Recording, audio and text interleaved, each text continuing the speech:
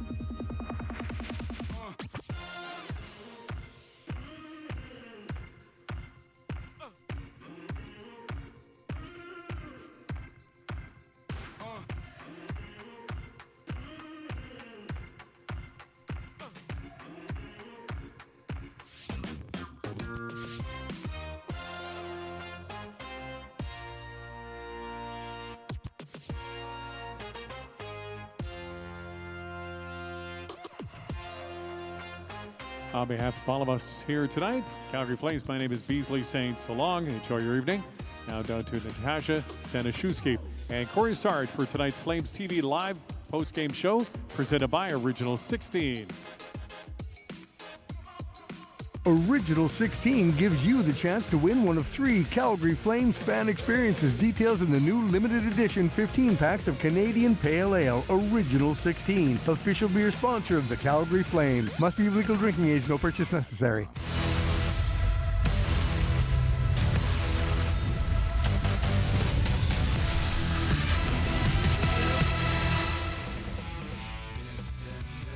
And welcome to the Flames TV live post-game show brought to you by Original 16 as the Flames open up a 3-game homestand with a 5-2 loss to the Detroit Red Wings. It's been a while since Calgary's been at home here 3 weeks. We were hoping for a little more jump from the team, but we didn't see that tonight. Just a tough outing for the Flames tonight. Yeah, it just didn't get off to the start that they were looking for in this one tonight. You'd think that you've got an opponent that's coming from the north, from Edmonton, getting in late last night. They're sleeping in today. They shouldn't be prepared. And the Flames, it was their opportunity in the first to jump on this team, and we just didn't see that early and often enough. They do a nice job. They get a shorthanded goal early, but I thought that that goal that they allowed at the end of the first period was just a backbreaker, and then it seemed to snowball from there. Right.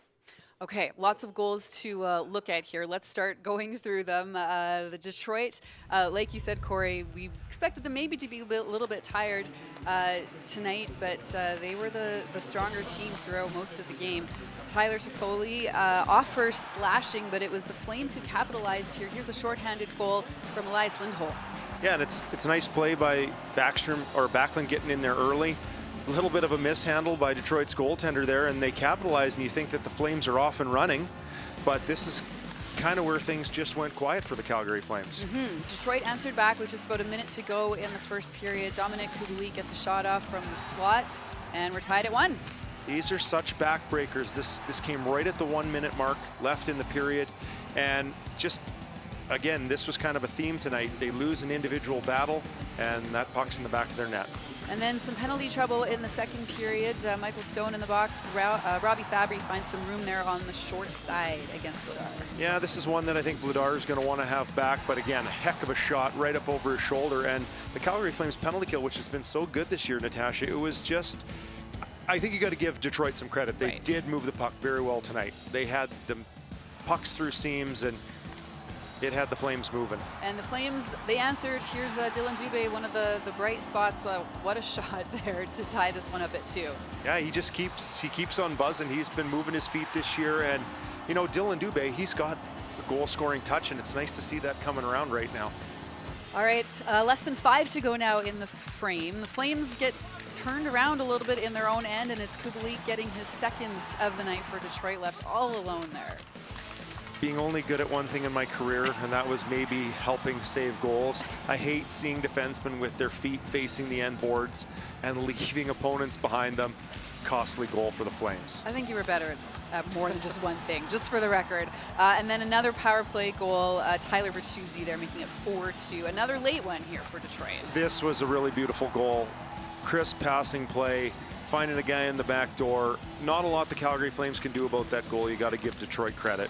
So they're heading down 4-2 into the third period, looking for that big comeback, which they did not get. There's Puig Suter going 5-hole on Dan Vladar to make it 5-2. And again, just, well, icing on the cake for the Detroit Red Wings and icing on a pile of something else for the Calgary Flames, unfortunately, tonight. So, like you said, we were expecting to see a little more jump, a little more spark maybe from this Calgary team trying to get this homestand off to a good start. Where did they fall short? What really stood out for you? Again, I talked about the start and not just jumping all over your opponent that should be tired. But for me, it was lack of physicality. And I think that comes down to little things in the game. It's your one-on-one battles. You can't just stick check. You've got to be hard on guys. You've got to hit and pin in your own end. You have to stop cycles. Those are just a few of the things. And then I guess a couple of the other things that the Calgary Flames weren't really great at tonight were, I guess they generated shots, but they weren't those quality chances that we keep talking about. And it's a hard thing. Why aren't the Calgary Flames getting quality chances versus the shot volume? But tonight, again, I think it just comes back to determination. If you're not determined to defend in the tough areas, sometimes your offense doesn't get to those tough areas to score those goals either. Right. They did have moments where you thought that they could build off of. Like Lindholm had that shorthanded goal, which teams usually get jump off of that, and then Dubé scoring that beautiful goal to tie it up. There were two moments there where you thought, okay, here you have a chance to sort of take over this game, but the Flames couldn't seem to sort of find that next level. Yeah, it was very frustrating. Again, start of the second period, the Flames were on their heels, and Detroit's taking it to them, and all of a sudden it's 2-1. But Dylan Dubé, who's been a spark for this team, goes down the ice, gets Saddledome on its feet, and everyone's in great spirits. It's 2-2 hockey game, but again, it just comes back to those little mistakes. On the next goal, there's some issues in their own end in coverage. We see those guys facing the wrong direction. I just mentioned it. Right. And those are the details that teams that are rolling, like the Detroit Red Wings, they capitalize on. Okay, you mentioned Dylan Dubé. We're going to get to him in a moment, take a closer look at how good he's been. But right now, Daryl Sutter is at the podium. Let's get his thoughts on this game tonight. I think there was a lack of emotion in our game. I was hoping that, quite honest, that shorthanded goal would carry us a little bit. And then it's 1-1 going in the second and take a bad penalty right away. They score early in the power play in the second, I think, and then late in the second in the power play. Difference in the game. Same as in Detroit too. Why do you think the emotion was lacking? I think it was concern of mine is after long trips, seen it this year, first game back a lot. So you need great goaltending to get through it, or power play, or big penalty kill, something big to happen. And didn't get that. Fans in the stands certainly weren't happy with the penalties, with the penalty calls. Where you thought they were good? Well, you know, we talked about it before the game. Then in Detroit,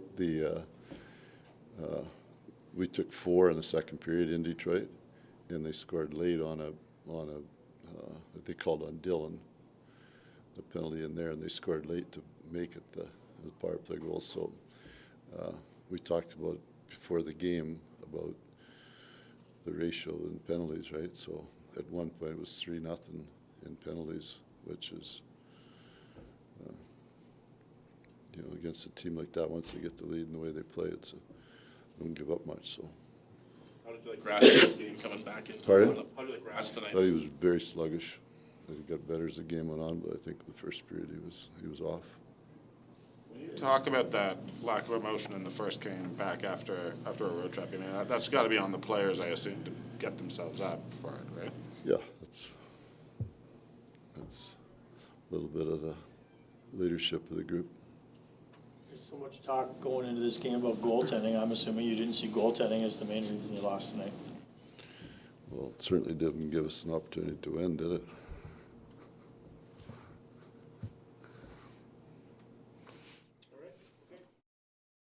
Okay, you heard Daryl there talking about a lack of emotion sometimes after a road trip.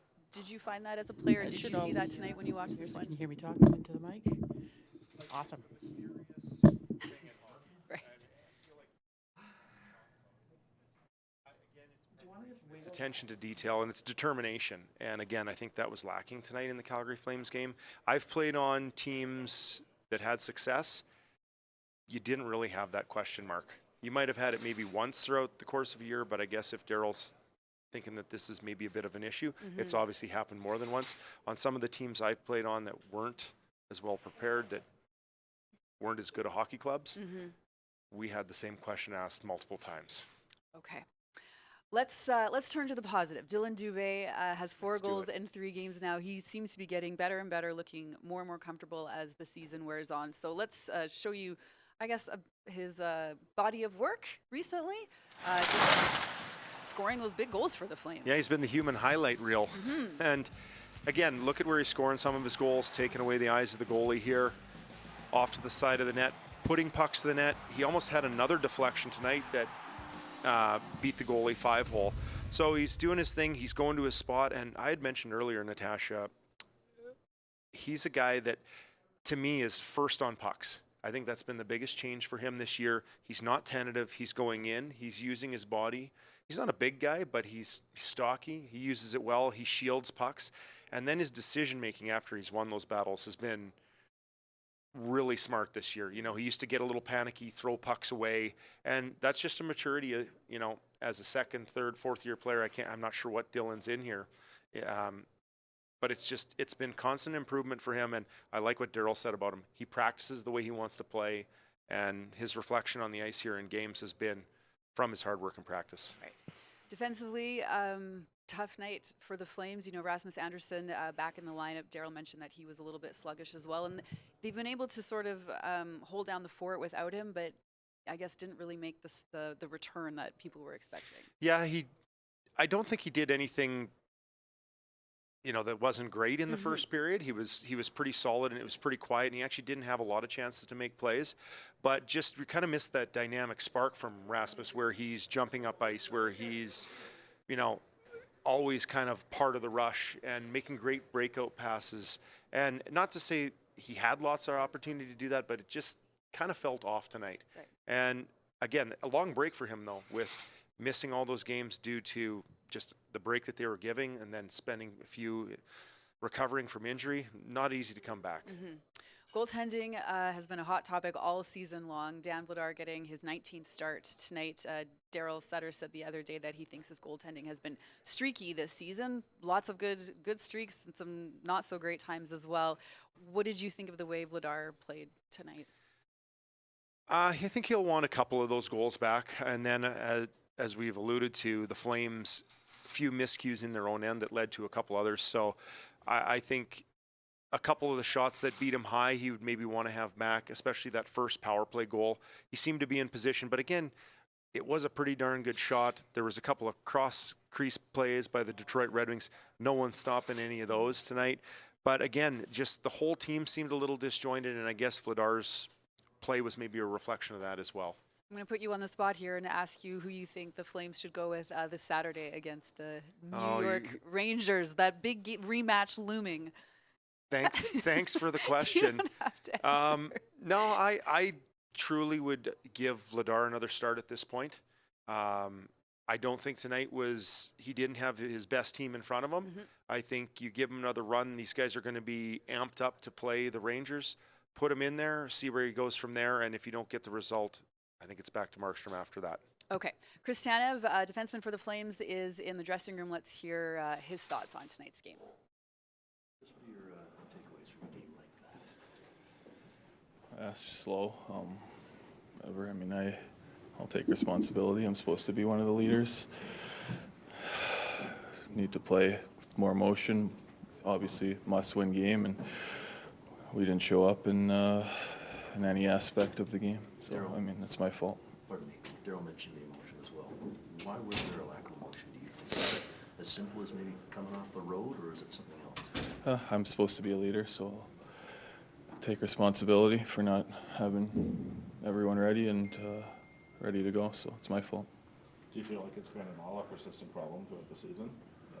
Well, I mean, we've been a roller coaster all year, so good one games, suck the next, good one game, suck the next, so that's on the leaders in here, and so that's me, and as I said, my fault. What can that leadership group do more to get the team emotionally invested in these types of games? Well, I mean, it's a must-win game, so we needed to win the game, and we lost to the same team twice in a week, so we need to be better everywhere. Is putting this on the leadership group, is that not letting 15 or 16 other guys off the hook for not being ready tonight? I'm worried about myself, so if I bring the emotion and bring how I need to play and lead, then everyone else can follow. So if that doesn't happen, then we lose. They kind of regroup here. You talked about maybe emotion, being prepared, that type of thing. Game against New York coming on Saturday. I know you're already looking towards that, especially with what we saw last time. So how do you kind of turn this thing around the next day and change? Yeah, we need to have a good practice tomorrow and have some energy and execute how we need to execute and be ready for a team. I don't know if they've lost since the break, so we know how good they are. They just beat us last week, so got to be ready and prepared. Okay, thanks, Chris. Thanks, right back with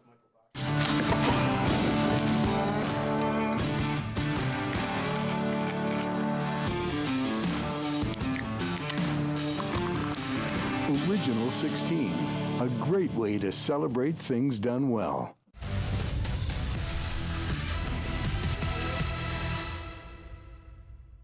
Daryl Sutter spoke not that long ago about always remembering to keep an eye on sort of the big picture. And you just made a good point in that they just came off two really good games, one against Buffalo, one against Ottawa, even though they did not get the win against Ottawa. So maybe this is sort of just one of those blips, one of those lows, and in the big picture, nothing to, freak out about. Yeah, it's a long season. You've got to put things in perspective. And I really liked where the Calgary Flames were against Buffalo, Ottawa. They played, a flawless game and even grabbed a point out of that game, even though the last couple of minutes didn't go the way they wanted. So you got to look ahead and you use these as resets. What wasn't right tonight? And it's pretty simple. It's pretty obvious. Won't have to spend a whole lot of time on tape. I think they might just scrap that one and get on to the next. And it shouldn't take much to get up for the Rangers, I don't think. No, and I think a few of the Calgary Flames will be paying attention to where number 8 is out there on the ice. We saw some bone-crunching hits from Trouba last game. Yep. They are high-flying. Their offense is rolling, and now they've got a new piece, Tarasenko, out there. That'll be a pretty hyped-up game here in Calgary. Okay, well, that's it for us. I think, like you said, maybe it's best to just forget about this one and move forward. So, yes, the New York Rangers are in town on Saturday for, I think, pretty highly anticipated rematch between these two. We'll see you back here on Saturday night.